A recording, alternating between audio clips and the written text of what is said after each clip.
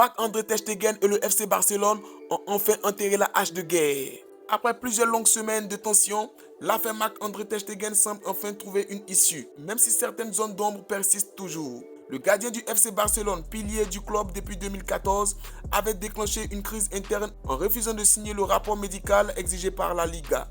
Ce document devait permettre d'officialiser son absence après une opération au dos et d'enregistrer la recrue estivale Joan Garcia. Ce refus interpellé comme un blocage volontaire avait provoqué une réaction immédiate de la direction. Retrait du brassard de capitaine, suppression de son profil du site officiel, ouverture d'un dossier disciplinaire. Des rumeurs avaient même circulé, l'accusant d'avoir aggravé sa blessure pour éviter un transfert, accusation que l'Allemand avait fermement démentie. En toile de fond, une incompréhension profonde entre le joueur et ses dirigeants sur la gestion de sa communication, jugée maladroite et nuisible à l'image du club. La tension est montée d'un cran lorsque des sources proches de la direction ont laissé entendre que ter Stegen mettait ses intérêts au-dessus de ceux du FC Barcelone. Mais dans le vestiaire, plusieurs cadres ont pris sa défense, estimant qu'il restait un leader et un exemple, à l'image de Gavi qui avait déclaré « Marc est une légende du club et nous devons le respecter ». Le président Joan Laporta, conscient du climat délétère, a fini par se rendre au domicile du gardien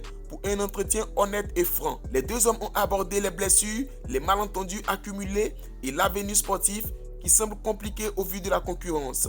De cette rencontre est née une fin de crise. En effet, ter Stegen a finalement accepté de signer le rapport médical, le club a mis fin aux sanctions et le brassard lui a été restitué. Une trêve qui tombe à point nommé alors que la saison démarre très bientôt et que la stabilité du groupe est cruciale pour le Barça.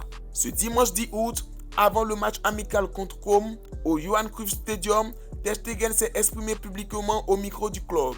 Son discours long et chaleureux a commencé par un bonjour à tous.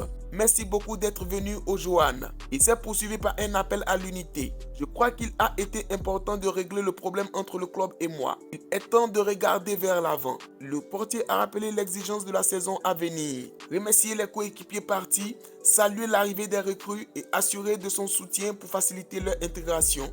Avec ces nouveaux joueurs, nous serons plus forts et je suis sûr qu'ils s'intégreront rapidement dans ce vestiaire, a-t-il affirmé. Enfin, il a tenu à remercier le coach des Blaugrana, Hansi Flick, ainsi que son staff pour la saison précédente. Ils nous ont rendu un football très beau, une intervention qui, derrière l'enthousiasme affiché, laisse poindre l'idée que le conflit a été réglé et profond et que son évocation publique pourrait aussi être, malgré tout, l'amorce d'un futur départ dans les prochains jours. Pour l'heure, l'Allemand ne retrouvera pas les terrains avant 2026 et devra se concentrer sur sa rééducation. Le Barça, lui, attaque une saison dense avec la nécessité de maintenir l'unité pour viser des titres, et notamment la Ligue des Champions.